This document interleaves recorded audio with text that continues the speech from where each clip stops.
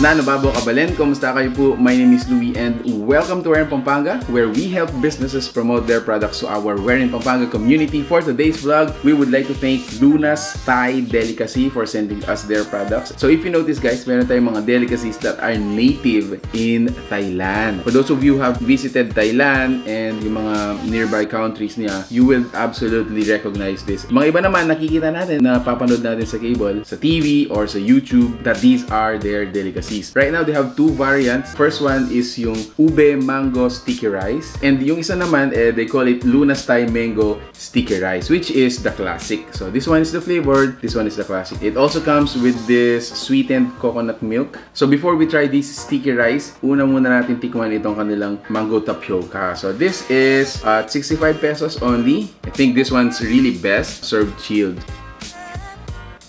Oh wow!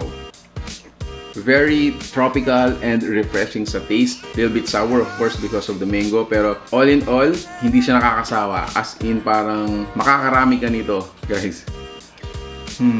Let's move on to this sticky rice. If you notice, meron tayong dalawang separation ng items natin. So this one is 150 grams. Ito naman ay 250 grams. So for 250 grams, it's just 95 pesos. For 150 grams naman, it's just 60 pesos. Ayan. So let me get this piece right here.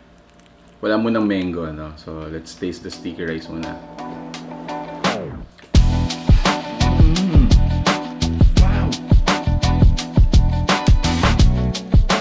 Kaya nila nagawa yun. A little bit savory probably because of yung coconut milk. But it's sweet. It has sesame seed on top.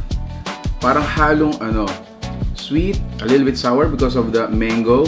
And then salty. A little bit salty. Parang ganun. Okay. So let me get a mango.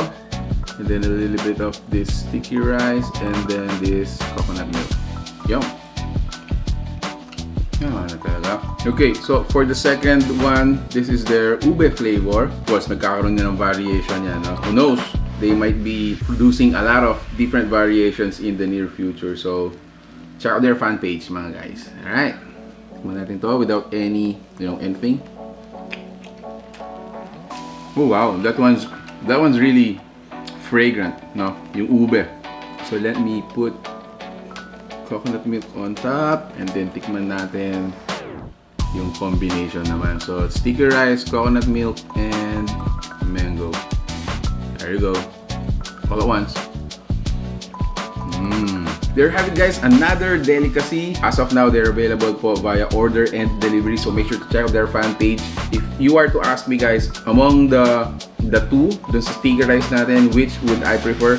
Para sa akin, this one, the classic one. Yung ube natin is very fragrant. Napakabango guys. But for me, I think since this is the classic, this is the original. No, it doesn't have any other foreign taste or additives. Just the classic one. Mango, sticky rice, and coconut milk.